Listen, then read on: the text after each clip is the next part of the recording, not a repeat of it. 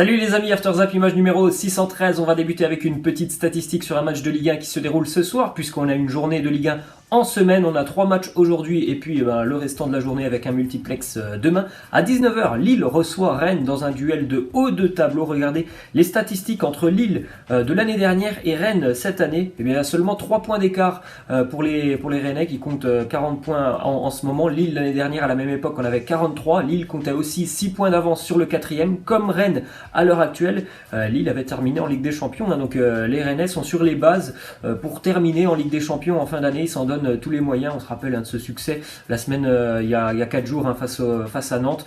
Match très intéressant ce soir. Lille est 4e, Rennes est 3e. Il y a 6 points d'écart. Autant dire que si le Stade Rennais vient à prendre 3 points ce soir, il mettrait un gros coup de massue aux Lillois. On continue avec une petite image qu'on a vue. C'était le week-end dernier justement du côté de Rennes dans un rayon d'un Leclerc. Un fan du Stade Rennais a organisé tout le rayon en mettant des pots de yaourt aux couleurs du Stade Rennais avec le logo SRFC et le résultat du match face à Nantes 3-2. Plutôt belle image. Ensuite on poursuit avec une déclaration du petit nouveau du côté de Rennes, le champion du monde Steven Zonzi, qui nous dit: Eduardo Camavinga est un très bon jeune joueur. Ce qu'il fait à son âge, ce n'est pas facile et il le fait très bien. Cela va être très intéressant de jouer à ses côtés. Oui, je le regardais avec déjà beaucoup de curiosité. C'est vrai qu'on va peut-être avoir une belle association au milieu de terrain avec Nzonzi et Camavinga, ou peut-être que tout simplement Julien Stéphan ne les utilisera pas en même temps. On verra tout ça, peut-être une petite indication dès ce soir dans la compo d'équipe rennaise du côté de Lille. Ensuite, déclaration d'Olivier Létang du côté de Rennes. Il nous dit: dans un premier temps, Steven arrive ici pour 5 mois. Il y a une option pour une année supplémentaire en fonction du classement final. Si on reste sur le podium, bien évidemment, Steven restera avec nous. Voilà. Après, c'est évident, si Rennes va chercher une place en Ligue des Champions, ça va certainement aider à conserver des joueurs du profil de Nzonzi, de Camavinga et peut-être d'autres aussi dans le secteur offensif. Ensuite, du côté des Girondins de Bordeaux, déclaration de Pablo après le match nul des Girondins face à Marseille. Il nous dit: 43 ans d'invincibilité contre Marseille maintenant. C'est le plus important pour les supporters, donc nous sommes très contents. C'est quand même spécial du côté de Bordeaux. On a l'impression que ça y est, la saison elle est terminée pour les Girondins. Ils n'ont pas perdu contre Marseille, c'était l'objectif. On dirait que c'était l'objectif de l'année, de ne pas perdre contre Marseille, de garder cette invincibilité. Il faudrait quand même avoir un petit peu plus d'ambition à côté bordelais, parce que si les supporters, même eux, sont satisfaits de ce match nul 0-0 qui était très pauvre, c'est quand même triste, parce que franchement on s'est pas amusé pour ceux qui ont regardé Bordeaux Marseille. Ensuite, du côté de l'AS Monaco, deux petites infos après Nîmes-Monaco. On rappelle ce week-end le mauvais geste de Gelson Martins qui a bousculé l'arbitre. Gelson Martins bien évidemment risque très gros, quasiment 6 mois de suspension, voire peut-être plus. Donc normalement Gelson Martins, on ne le reverra pas cette année avec le maillot monégasque. On va attendre bien évidemment l'officialisation et la durée de sa sanction. Ensuite, une autre info, un retour du côté de Monaco. Islam Slimani était de retour à l'entraînement. C'était hier. On rappelle qu'il était absent depuis quasiment 2 semaines. Il était blessé. Est-ce que après l'entraîneur monégasque va compter sur lui pour la suite de la saison? On ne peut pas vraiment le dire, parce que depuis qu'il est arrivé, le nouvel entraîneur monégasque, il ne comptait pas énormément sur Slimani. C'est d'ailleurs pour ça que Slimani voulait partir sur ce mercato. Ensuite, des petites infos du côté du Paris Saint-Germain qui se déplace ce soir du côté de Nantes à 21h. Beaucoup d'absents pour le Paris Saint-Germain du côté de Nantes. Dans le secteur défensif, on a par exemple du Marquinhos, Thiago Silva, Colin Dagba, Juan Bernat aussi absent pour le Paris Saint-Germain. Autre absence de nom, Neymar ne sera pas là ce soir, et Neymar serait même incertain pour le choc de dimanche face à l'Olympique lyonnais. Bien évidemment, du côté de Paris, on ne prendra pas de risque, à moins de maintenant 15 jours du match face au Borussia Dortmund. Bien évidemment, le Paris Saint-Germain ne prendra pas de risque, mais pour le moment Neymar est absent bien évidemment ce soir, ça c'est sûr, et il n'est pas dans le groupe parisien. Et puis il y a une grosse incertitude sur sa présence pour le duel de dimanche face à l'Olympique Lyonnais. Il a été touché au niveau des côtes face à Montpellier. On continue les amis avec une déclaration de Christophe Dugarry qui s'est complètement lâché sur Kylian Mbappé après la sortie de Mbappé face à Montpellier, son geste d'humeur on va dire envers Thomas Tuchel.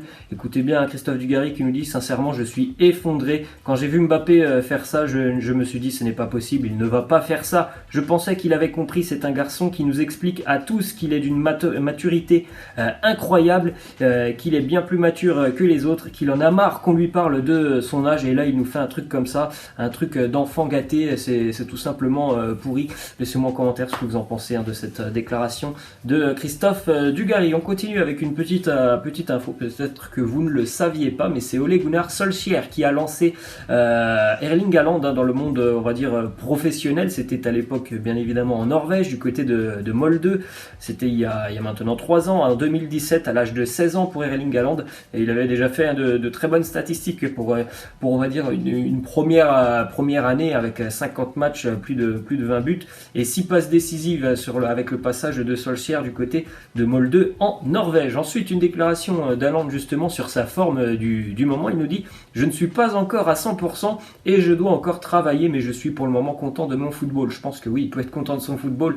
L'arrivée pour le moment du côté de Dortmund, elle est plutôt très intéressante pour lui. Et puis même cette saison dans sa globalité, que ce soit avec Salzbourg ou avec le Borussia, il est quand même assez impressionnant, le jeune garçon. Petit comparatif d'ailleurs entre le début de saison de Haaland cette année et puis aussi le début de saison de Paco Alcácer lorsqu'il était arrivé à Dortmund il y a maintenant 2 ans. Mais ils ont quasiment les mêmes statistiques. Regardez, 7 buts pour l'un, 7 buts pour l'autre. 3 matchs pour Haaland, c'était 4 pour Alcácer. Il marque en moyenne toutes les 19 minutes. Et puis sur cette tir cadré, ils avaient marqué cette fois, donc c'est quand même hallucinant les statistiques pour Erling Haaland. On continue aussi avec cette info du côté du Borussia Dortmund. Pour ceux qui ont vu le match le week-end dernier, samedi, face à l'Union Berlin, on peut parler du Paris Saint-Germain et du geste d'humeur de Kylian Mbappé, mais on peut aussi parler des 2 gestes d'humeur qu'on a vu du côté du Borussia Dortmund avec à la 64e Achraf Hakimi qui cède sa place à Dan Axel Zagadou. Il shoot dans une bouteille lorsqu'il est remplacé. Quelques minutes plus tard, c'est Marco Reus qui va céder sa place à Torgan Hazard et Marco Reus jette tout simplement son brassard de capitaine. Autant dire que c'est pareil pour Dortmund ou pour le Paris Saint-Germain. Il y a bien évidemment des gestes d'humeur, en même temps ce sont de très grands égos. On continue avec une mauvaise nouvelle du côté du FC Barcelone, c'est quand même incroyable. Ousmane Dembélé qui a repris l'entraînement depuis une petite semaine. Hier, entraînement pour lui, il a dû quitter la séance collective assez rapidement après avoir ressenti de nouveau une gêne au niveau de la cuisse droite. C'est quand même incroyable le nombre de blessures que peut avoir Ousmane Dembélé. Donc malheureusement pour lui, son retour est déjà repoussé de 2 semaines. On va encore bien évidemment prendre beaucoup de temps du côté du Barça avec cette mauvaise nouvelle. On continue les amis avec une déclaration de Luka Jovic, l'attaquant du Real, qui nous dit « Parfois je regarde des vidéos de moi de la saison dernière sur YouTube et je me demande mais qu'est-ce qu'il m'arrive ?» Mais en même temps on sait tous que le Real est un grand club, c'est difficile de s'adapter, c'est encore plus difficile pour un jeune de 21 ans recruté pour 60 millions d'euros. C'est vrai, je pense que le talent il l'a pas perdu, ce qu'il faisait à Francfort c'était quand même assez incroyable. Après voilà, c'est aussi un changement incroyable pour lui entre Francfort et le Real Madrid. Il y a aussi un Karim Benzema qui est devant lui, donc c'est compliqué, mais bien évidemment je pense que c'est un joueur aussi qu'on reverra quand il aura retrouvé la confiance dans les prochaines années. Il faudra quand même suivre son parcours du côté de Madrid. Ensuite chez le voisin, l'Atlético Madrid, les blessures qui continuent d'arriver du côté de l'Atlético et surtout le secteur offensif qui est quand même pas mal décimé. Regardez, Diego Costa, Joao Félix, Alvaro Morata, ces 3 joueurs sont blessés et c'est plutôt inquiétant. L'Atlético est quand même déjà en difficulté en Liga. Pour le moment l'Atlético n'est pas dans les 4 premiers, donc ça voudrait dire pas de Ligue des Champions l'année prochaine. Et en plus de ça, on rappelle que l'Atlético affrontera Liverpool en Ligue des Champions. On continue justement avec du côté de Liverpool une déclaration de Jürgen Klopp qui nous dit « Jordan Henderson c'est un exemple. Et il y en a beaucoup d'autres, mais avait-il l'air d'être capitaine d'une équipe qui a 19 points d'avance le week-end dernier? Pas une seconde, il semblait que si nous perdions, nous étions relégués. C'est la seule façon pour nous de gagner un match. » C'est quand même incroyable le fait que Liverpool soit toujours à fond dans les matchs. Vous avez beaucoup de grands clubs européens qui, ça leur arrive bien évidemment sur un match, 2 matchs, 3 matchs, de passer à côté du match, de ne pas mettre la même intensité. On voit que du côté de Liverpool, c'est pas du tout le cas. Ils sont toujours à 100% à chaque match. C'est pour ça d'ailleurs qu'ils font cette série incroyable. Il y a du talent, mais il y a aussi une concentration incroyable des Reds à chaque match. Voilà, ils le jouent tout simplement pour le gagner, avec toujours la même motivation qu'ils affrontent Manchester City ou le 20e de Premier League. On continue avec une info du côté de l'Italie pour Lautaro Martinez, le très bon attaquant de l'Inter. On continue avec une info du côté de l'Inter pour Lautaro Martinez. Les dirigeants interistes envisagent bien évidemment de prolonger son contrat et aussi de relever un petit peu sa clause libératoire qui pour le moment est à 111 millions d'euros, puisque je pense que l'été prochain il pourrait y avoir des clubs intéressés. On sait que le Barça tourne autour de Lautaro Martinez déjà depuis quelques semaines. Ensuite du côté de l'Italie, un résultat important hier, le Napoli qui enchaîne une 3e victoire consécutive, toute compétition confondue, avec une victoire 4-2 hier du côté de la Sampdoria.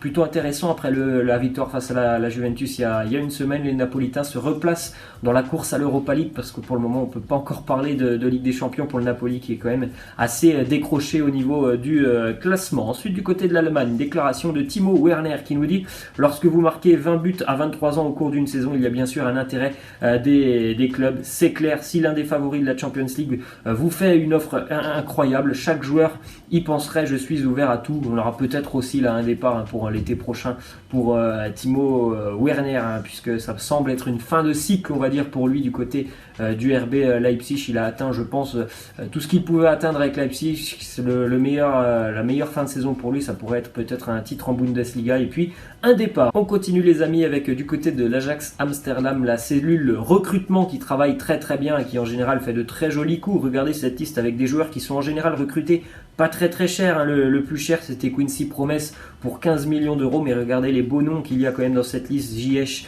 Neres, De Jong, Tadic, tout ça c'est pour moins de 15 millions d'euros, parfois c'est même moins de 5 ou 10 millions d'euros, autant dire qu'il y a une cellule de recrutement qui travaille très bien du côté de l'Ajax. Et on va finir les amis avec 2 petites infos. C'est déjà cette première image assez cruelle en foot handisport. Regardez le tacle assassin de ce joueur. J'espère que ça s'est bien terminé pour le joueur qui a subi cette faute. Et on termine avec cette petite anecdote: Coupe du Monde 90, Argentine-Brésil, 8e de finale de la Coupe du Monde. Les Argentins, juste avant le match, vont donner une bouteille d'eau remplie de somnifères aux Brésiliens. Seulement un joueur va la prendre, cette bouteille d'eau, c'est Branco.